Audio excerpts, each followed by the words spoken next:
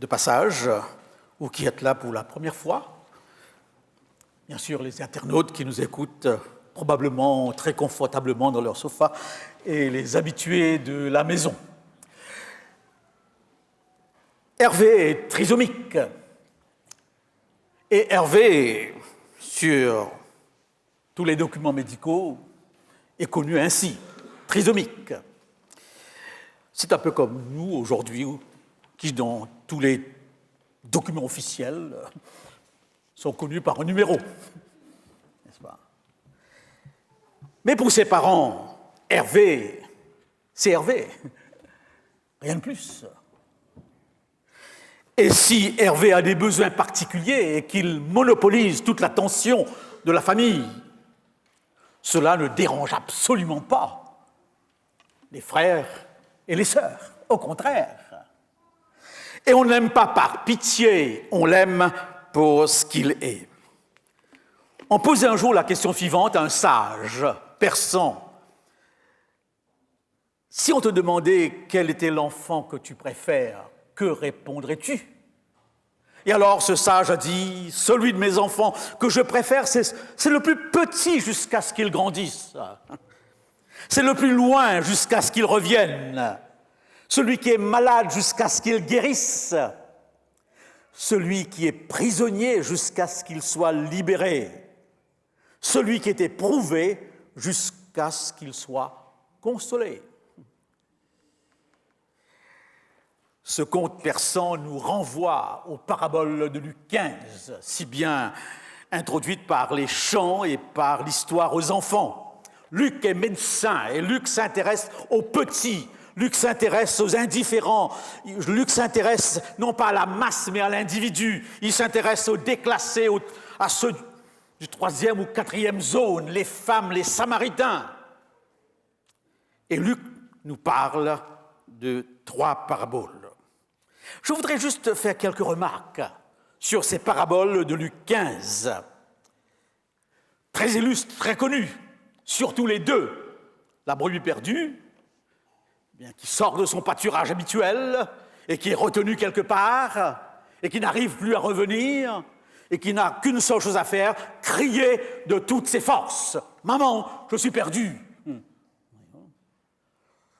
L'enfant prodigue qui claque la porte, par rébellion, par révolte, mais qui ensuite revient. Eh bien, ces paraboles sont tellement connues qu'elles sont usées, comme tout ce qui est répété, tout ce qui est trop connu. Ce qu'on méconnaît trop, finalement, on le méconnaît. Comme un repas qu'on mange trop souvent et qui, finalement, écœure. Je voudrais donc par rapport à cela, n'est-ce pas, souligner un ou 2 aspects de la parabole, de ces paraboles sur lesquelles on ne revient pas souvent. Le premier aspect, à qui s'adresse cette parabole? À qui Jésus parle-t-il? Aux pharisiens, propres au juste. Des gens bien, trop bien. Des gens pour qui il y a eux et les autres, n'est-ce pas, qui sont quelque part exclus. Et ils sont prêts à parcourir les mers pour sauver quelqu'un et ils le perdent aussitôt après.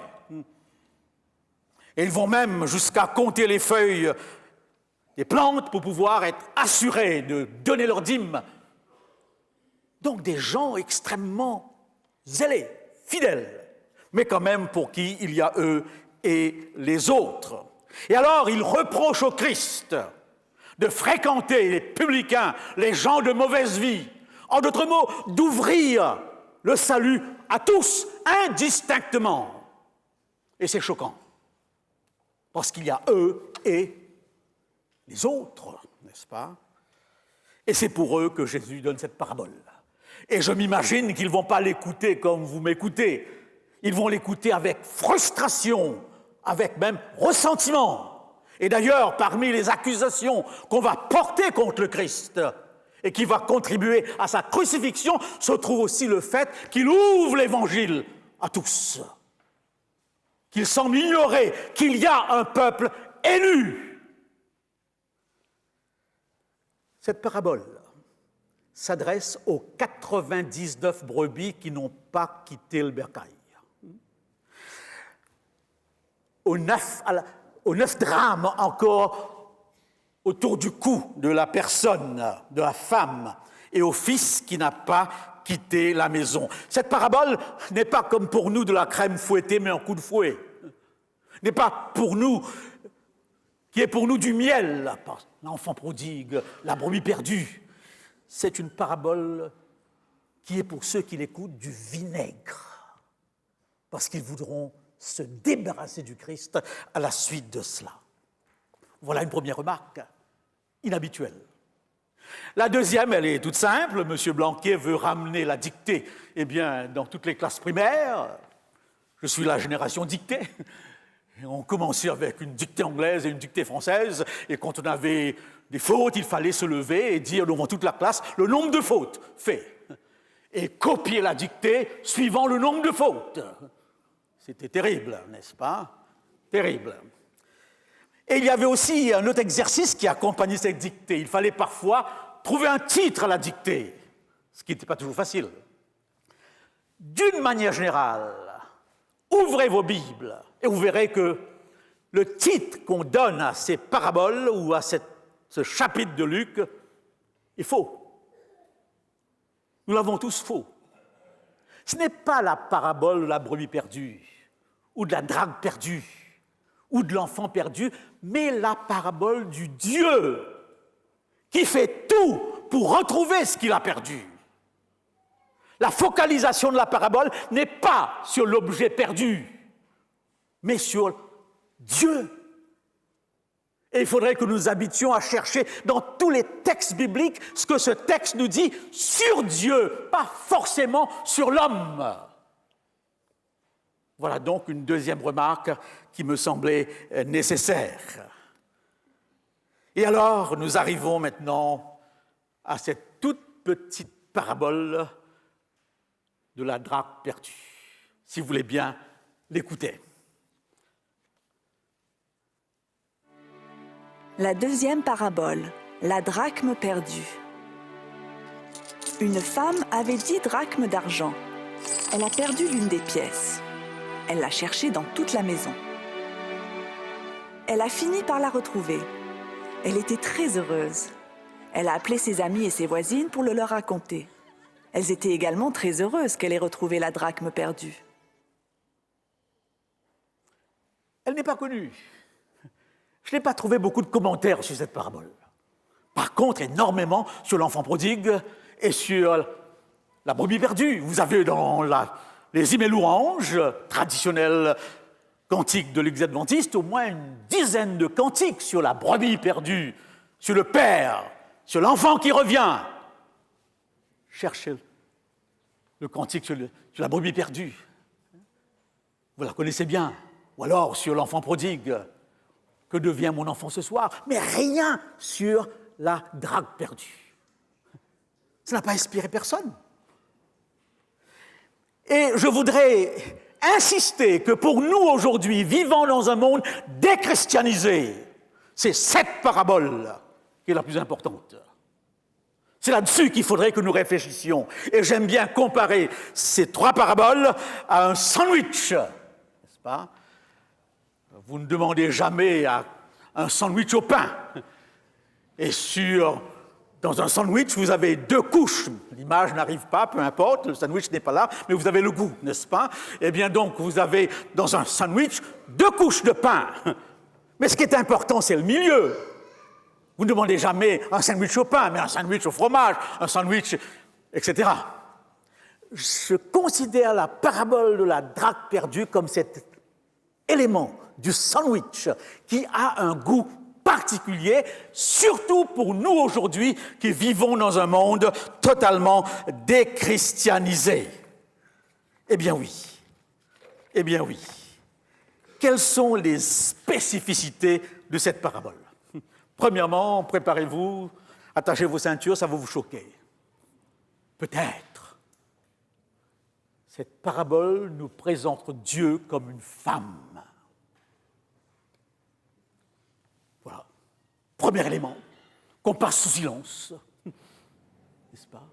Si, logiquement, le berger est Dieu, et vous avez des versets pour soutenir cela, l'Éternel est mon berger, etc. Si, logiquement, le Père est Dieu, quand vous priez, dites « Notre Père », il n'y a aucune raison de chercher une autre explication pour la femme. Restez dans votre logique. Cette femme représente aussi Dieu. Et je fais ici un petit clin d'œil aux féministes extrémistes, parce qu'ils veulent à tout prix, n'est-ce pas, considérer le texte biblique comme étant un texte misogyne, macho. Ils ont même proposé une Bible où tous les pronoms masculins sont maintenant des pronoms neutres. Est-ce qu'on a besoin d'aller jusque-là? Certainement non. Dieu se révèle dans la culture de son temps. La culture de l'époque est une culture patriarcale. Et c'est normal que la Bible passe au travers du schéma de pensée du peuple à qui il s'adresse. C'est une simple compréhension. Pas de communication possible si vous n'entrez pas dans les éléments culturels des gens à qui vous voulez vous adresser. J'avais connu au Cameroun une jeune Allemande, infirmière, très dynamique, très autoritaire, et qui avait toutes les peines du monde lorsqu'il fallait passer par le mari pour apporter un traitement à la femme. Elle ne comprenait pas cela. C'est son corps, après tout, pourquoi lui doit-il donner son mot à dire? Bien sûr, elle venait avec sa culture. Et lorsqu'il fallait aller dans un village, elle ne comprenait pas que pour être efficace, il fallait à tout prix passer par le chef du village. Un homme sans éducation parfois, d'une simplicité extrême, il fallait qu'elle descende de son piédestal et qu'elle demande la permission. Difficile pour elle de faire cela. Vous ne pouvez pas éviter la culture. Et alors Dieu, n'est-ce pas, dans une culture patriarcale, ce qui parfois empêche que nous comprenions certains aspects de l'Ancien Testament, eh bien, se présente au masculin, mais finalement, il n'est pas masculin. S'il a créé l'homme à son image, il y a de l'homme en Dieu, aussi bien que la femme, parce que la femme est aussi créée à l'image de Dieu. Et il transcende les genres. Mais permettez-moi de souligner quelques versets. Et je ne le fais pas justement juste pour une parenthèse, vous le verrez après pourquoi j'ouvre cette parenthèse, n'est-ce pas? Eh bien oui, les femmes, quelles sont leurs spécificités? L'allaitement, la grossesse et l'enfantement. Je ne pourrai jamais utiliser cela pour parler de moi. Vous allez tous rire, de quoi parle-t-il? Que sait-il? De la douleur ou du plaisir de l'allaitement, je ne sais pas, n'est-ce pas? Écoutez ce que Dieu dit. Une femme oublie-t-elle l'enfant qu'elle allaite? N'a-t-elle pas pitié du fruit de ses entrailles? Quand elle l'oublierait, moi je ne l'oublierai pas. Et je pense, n'est-ce pas, à un autre texte dans le livre du prophète Ésaïe au chapitre 66, où cette fois-ci c'est encore plus pertinent. Car ainsi parle l'Éternel, voici je dirigerai vers elle la paix comme un fleuve et la gloire des nations comme un torrent débordé. Et vous serez allaités. Par qui? Par moi. Je vous allaiterai, n'est-ce pas? Je vous porterai sur les bras et caresser sur mes genoux comme un homme que sa mère console. Dieu, femme. Et si la spécificité, eh bien, de la femme, c'est de porter l'enfant pendant 9 mois, eh bien, Dieu dit ceci, c'est impressionnant. Je gémis comme celle qui enfante. Je suffoque et je souffre. Aucun homme ne peut s'identifier à cela. Absolument pas. Je suis entré dans cette salle de la clinique, d'une clinique au Cameroun pour voir naître mon 3e fils. Je suis sorti après 2 minutes. Insupportable. Eh bien oui. Tu oublies le rocher qui t'a mis au monde. Tu ne te souviens plus du Dieu qui t'a engendré. Mais une petite remarque ici s'impose. Il semble, cher papa, cher monsieur, Mathieu ou pas, peu importe, qu'on va pouvoir enfanter très bientôt. La technologie va réussir à nous fabriquer une espèce d'utérus semble-t-il, qui va permettre je ne sais pas si vous avez envie de vivre cette expérience. Moi, absolument pas, n'est-ce pas? Mais j'ai une bonne nouvelle pour vous. Si vous voulez enfanter vraiment, il y a un endroit excellent pour cela. Tous les hommes ici peuvent enfanter où? Dans l'Église. Parce que vous êtes tous femmes devant Dieu, que vous le vouliez ou pas.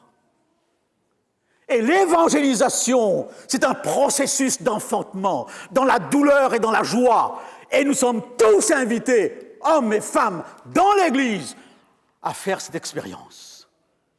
Paul dira de ses convertis, « Je vous ai enfanté ». Donc, c'est ouvert. Et je vous invite, n'est-ce pas, à questionner les épouses pour savoir comment ça se passe. Et à transposer cela dans le domaine de l'évangélisation, où nous sommes tous invités comme Dieu à étouffer, à suffoquer pour conduire quelqu'un au salut. Eh bien, voilà donc une spécificité, et je pense qu'elle est importante. Elle est importante par rapport au fait des éléments que je vais ajouter. Deuxième spécificité, la brebis se perd par négligence, par naïveté, par séduction. Elle sort de son pâturage. L'enfant quitte sa maison. L'enfant se perd aussi. Mais attention, la pièce de monnaie, on la perd. La différence est énorme. Elle ne se perd pas. C'est la femme qui perd cette pièce de monnaie, par négligence, par oubli ou par accident. La nuance est importante. Deuxième élément, elle ne se perd pas en dehors de la maison. Mais où? Dans la maison. Et s'il faut la chercher, il ne faudra pas la chercher en dehors, mais dans. Ah, chers frères et sœurs, chers amis, il y a là de la place pour la réflexion et je voudrais tant un jour pouvoir m'asseoir avec vous et réfléchir sur cette évangélisation de la drague perdue qui nous concerne et sur laquelle je n'ai pas l'impression que l'Église s'y arrête longtemps. Ce culte contemporain entre dans cette perspective. Si Dieu est cette femme, Dieu a perdu ses enfants. Est-il responsable ou pas? Je ne m'aventure pas de ce côté. Mais l'Église, parfois, perd ses enfants. La responsabilité est grande. C'est terrible de se perdre dans l'Église. Ça fait frissonner. Je ne sais pas si c'est le père Debray, mais il me semble avoir entendu une émission, le docteur Debray, une émission à la télévision où on posait au docteur Debray, père, si mes souvenirs sont justes, la question suivante. La question avait été posée par ses étudiants. « Docteur, êtes-vous un homme heureux ?» Et le médecin a répondu « Non. » Pourquoi? Il a dit « Je serai heureux lorsque tous les malades qui entrent dans mon hôpital sortent guéris. Tant qu'il y aura un mort dans mon hôpital, je ne serai pas heureux. Parce qu'un hôpital, logiquement, est fait pour quoi? Pour la guérison. Et il n'y a rien de plus terrible lorsque des gens entrent à l'hôpital et attrapent une maladie mortelle qui circulait dans l'hôpital. J'ai conduit 2 personnes d'une trentaine d'années au repos pour des maladies contractées dans l'hôpital. Eh bien oui, perdre l'enfant, l'Église qui perd et la famille qui perd. Et je ne voudrais pas ici exagérer dans le partage des responsabilités. Et c'est là que je trouve extraordinaire, n'est-ce pas, cette allusion à Dieu femme, à l'Église femme, parce que, chères sœurs, n'est-ce pas, il semble que dans le processus de l'évangélisation, de la transmission de la foi, vous avez une sensibilité extraordinaire. Je lis Boris Cyrulnik. On l'a déjà cité, Boris Cyrulnik, il est athée, mais il analyse du point de vue neurologique l'évolution de la foi chez l'enfant. C'est un livre passionnant. Et il reconnaît toute la valeur de la croyance. Et il dit ceci, dans toutes les religions, les femmes sont les plus facilement croyantes que les hommes. C'est un constat. Dans les institutions religieuses, il y a 3 fois plus de religieuses que de religieux.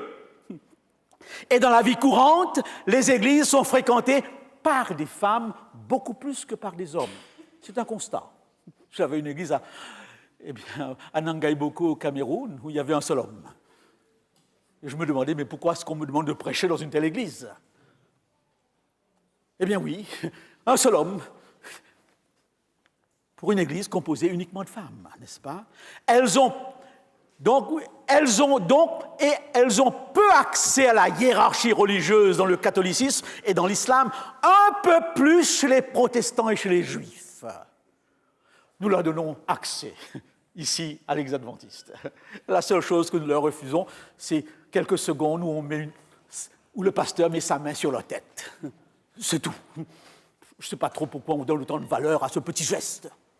Pourtant, on le fait pour la diaconesse, on le fera pour la prochaine, pour les anciens qu'on consacre. Mais quand on arrive au pastorat, là, pas question. Je ne comprends pas trop, mais c'est comme ça, n'est-ce pas? Eh bien oui, heureusement qu'ils ont accès, n'est-ce pas, en grande partie dans notre Église. Et j'ajoute cette phrase de Boris Cyrulnik. Pourtant, ce sont elles qui respectent les dogmes, les rituels et apprennent la religion à leurs enfants. Et apprennent la religion à leurs enfants. Dans le processus de la transmission de la foi, la femme joue un rôle capital. Elle n'est pas seule, bien sûr, mais c'est une réalité. Et cette parabole, donc, trouve toute son importance. Voilà donc, elle ne se perd pas, on la perd. N'est-ce pas? Troisième spécificité, on peut imaginer, si vous voulez bien, ce que ressent la brebis perdue. On peut imaginer ce que ressent l'enfant prodigue. Vous ne pouvez pas imaginer ce que ressent la pièce de monnaie. Elle ne ressent absolument rien. Elle est là dans un coin de la maison. C'est tout. Impossible de lui attribuer un sentiment religieux. Très intéressant. Très intéressant, n'est-ce pas, pour notre réflexion. Et alors, je pense à Paul qui nous décrit cette pièce de monnaie. Voilà comment il le décrit. Esprit fermé, sans Dieu, sans Christ, étranger aux alliances, étranger à la vie de Dieu, étranger à la vie de l'Esprit. L'homme naturel n'accepte pas les choses de l'Esprit de Dieu, car elles sont une folie. Ils ont l'intelligence obscurcie, ils sont étrangers à la vie de Dieu à cause de l'ignorance qui est en eux, à cause de l'endurcissement de leur cœur. Comment donc les atteindre? Ça, c'est le défi. Et j'aime cette explication que nous donne E.G. White dans les paraboles en Orient. La demeure du pauvre ne comprenait en général qu'une seule pièce, la plus souvent sombre et sans fenêtre.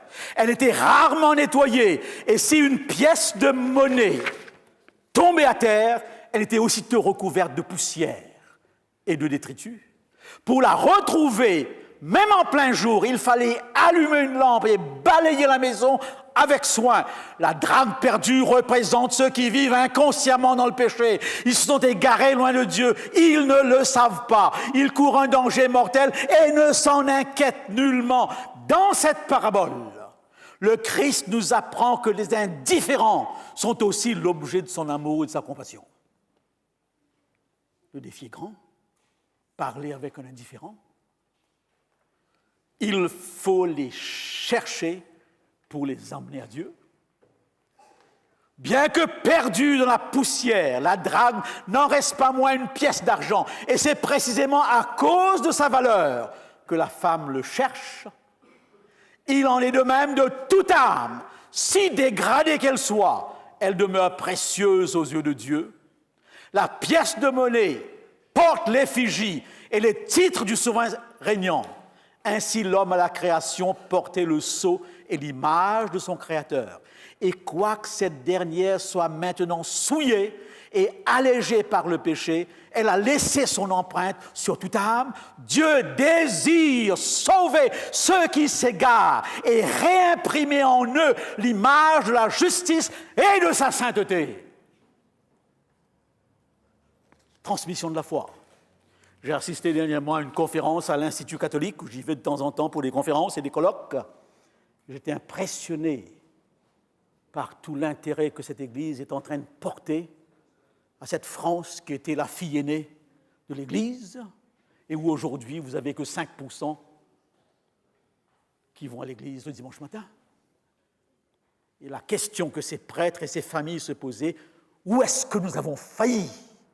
Et j'ai lu plusieurs ouvrages très intéressants qui démontrent clairement que cette déchristianisation est le fruit d'une chrétienté qui n'a pas été fidèle à ses valeurs. Eh bien oui, elle se perd dans la maison. Cherchez comment l'atteindre. Notre Église n'accorde pas beaucoup d'attention à ce monde massif qui nous entoure, et j'aime bien cette déclaration de quelqu'un de la conférence générale à la dernière session. C'est vous, Européens, qui vivez dans une laïcité qui n'existe pas ailleurs, à trouver la solution. Ce n'est pas à nous de vous dire quoi faire. Et ce n'est pas à nous de vous envoyer nos modèles, agréables, mais très souvent touristiques, n'est-ce pas ? Pour atteindre ces sécularisés. À nous. Mais il faudrait peut-être réfléchir. Il est vrai, c'est Dieu qui appelle, mais c'est nous qui préparons le terrain. Et c'est dans ce sens que Jéhovah dit, il faut à tout prix que nous revoyions un peu nos méthodes d'évangélisation. Ah, j'aime bien, on pourrait s'y arrêter, on pourrait y réfléchir. Elle allume une lampe pour cela, n'est-ce pas ? Elle balaye la maison, elle cherche avec soin jusqu'à ce qu'elle l'a retrouvée. Toute la sensibilité peut-être féminine dans la recherche de cette pièce de monnaie. Tout un programme, toute une méthode, une approche pour retrouver la pièce de monnaie perdue. La brebis perdue, elle peut encore crier. Et notre rôle est tout simplement d'être à l'écoute. Pour organiser, si vous voulez, un culte de retrouvailles. L'enfant prodigue s'est en allé. N'essayez pas de faire quoi que ce soit. Dieu lui-même, dans cette parabole, ne fait rien, sauf être à la porte et quoi ? Attendre le retour. Combien de papas, de mamans, dont les enfants sont partis et qui me demandent parfois, pasteur, comment faire ? Une seule chose à faire, prier, attendre le retour. Il n'y a pas d'autre solution. Mais par rapport à la drague perdue, il y a toute une démarche. Allumer la lampe. J'ai une petite histoire me vient à l'esprit, très très souvent, de cet homme qui cherchait quelque chose qu'il avait perdu. Il se trouvait sous un grand lampadaire. Alors quelqu'un qui passait par là, en le voyant en train de chercher, lui a posé la question « Mais qu'est-ce que tu cherches ?»« Ah, je cherche une pièce importante que j'ai perdue. »« Et où tu l'as perdue ?»« Très loin là-bas. »« Bon, et pourquoi tu le cherches là ?»« C'est parce que là, il y a de la lumière. » Bizarre. Est-ce que nous sommes sûrs d'apporter notre lumière là où se trouve la personne perdue ? Ou est-ce que nous nous contentons de dire « Nous apportons la lumière, indépendamment de la cible ». Je crois profondément, surtout aujourd'hui, à l'évangélisation ciblée. Brebis, enfants, drac, perdus. Chers frères et sœurs, chers amis, je voudrais juste, en terminant, rapporter cette pensée d'Alphonse Maillot, un commentateur que j'aime beaucoup des paraboles. Il dit ceci: tout riches qu'ils étaient parfois, les pharisiens n'auraient jamais consenti à perdre une seule drachme. Vous comprenez qu'on se démène pour une drachme. Vous trouvez normal de vous mettre en 4 pour retrouver 50 francs pour ce qui est une misérable pièce d'argent, et vous ne voulez pas comprendre que Dieu en fasse autant pour les hommes. Sachez donc que même si chacun de vous n'en vaut pas plus de 50 francs, Dieu le cherchera, remuera tout, dérangera tout pour vous retrouver et pour retrouver jusqu'à la dernière drachme. Si l'homme se perd, c'est parce qu'il a voulu être perdu. Ce n'est pas Dieu. Dieu le cherche et n'arrête pas de le chercher. S'il se perd, la seule raison de sa perte sera son refus de ce Dieu. Et alors, nous dit encore, n'est-ce pas, Alphonse Mailleux avec raison, ce n'est pas par sa teneur en argent, que se trouve, dans sa teneur en argent, que se trouve la valeur de la drachme, mais c'est tout simplement parce que Dieu y tient. J'aime cette phrase. Pourquoi je t'aime parce que je t'aime, parce que tu es toi. C'est tout. Pas de logique, pas de rationalité, pas de raison que l'amour que j'ai pour toi. J'y tiens. C'est tout.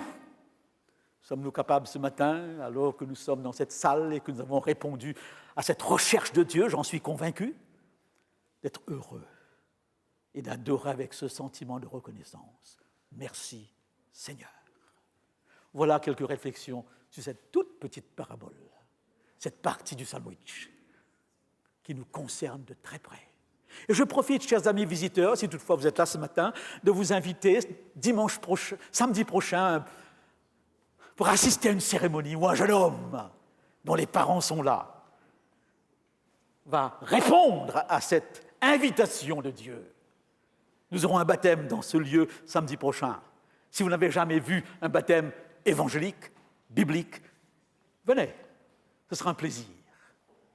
Mais je crois qu'on va inverser le culte et l'école sabbat, si je ne me trompe, lisez le bulletin à ce sujet. Et je voudrais profiter, s'il y a dans cette salle ce matin quelques personnes qui n'ont pas encore répondu à cette invitation et qui se sentent remuées quelque part, ne tardez pas trop, n'hésitez pas. Il vous lance l'invitation, il vient jusqu'à vous. Comment, pour ce culte contemporain, ne pas terminer avec une histoire vécue que vous avez vue à la télévision, qui a été vue par des millions d'individus. Cette histoire me semble être une réplique vivante,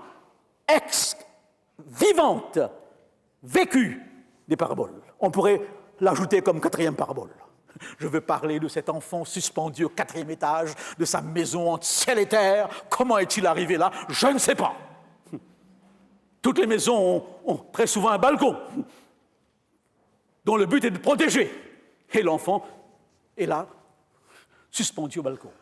Et le père, qui l'a laissé tout seul, passible de poursuite maintenant, s'est attardé. Il jouait au Pokémon. Inimaginable. Mais attention, parfois on a d'autres intérêts que vraiment l'intérêt religieux de l'enfant.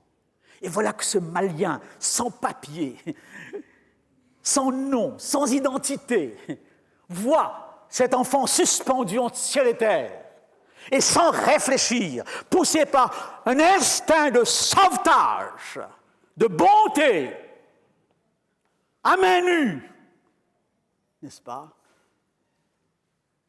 Grimpe, escalade. Oui, il prend son courage à 2 mains. C'est l'occasion de le dire. Il sauve l'enfant. Quelle histoire! Une belle histoire, a dit Macron, n'est-ce pas? Une vraie parabole vivante, contemporaine de ce que nous venons de voir. Tout le risque que Dieu a pris pour nous sauver. La mort de son Fils. Avec ces réflexions en tête, je vous invite à regarder encore une fois ce sauvetage extraordinaire avec les paroles d'un chant qu'un Camerounais a ajouté à l'image. Merci.